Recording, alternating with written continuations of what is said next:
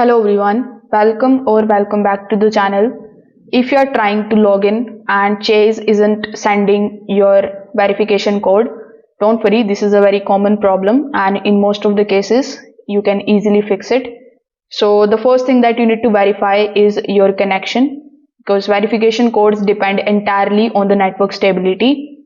So make sure that you have proper cellular signal if you are receiving the SMS codes.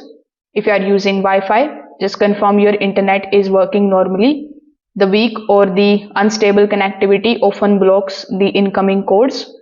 Now sometimes the issue is simply a delay, so avoid repeatedly pressing the resend code option. Wait for at least 30 to 60 seconds before trying it again. Sometimes too many rapid requests can temporarily pause the delivery. Now the next thing that you need to check is to verify the phone number and the contact details. So here just make sure that your registered phone number matches to the current device.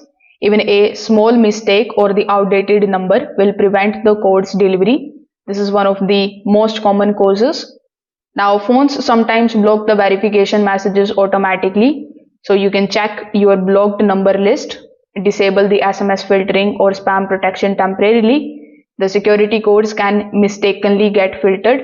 So make sure that you disable any kind of spam filters or blockers if you have enabled them. Now, if the codes still aren't arriving, you can select another option in which you can choose the email verification if it is available, or you can choose the Chase mobile application approval method. App-based approvals are usually more reliable. So if this video helped you out, make sure that you like this video and subscribe to the channel. Thanks for watching.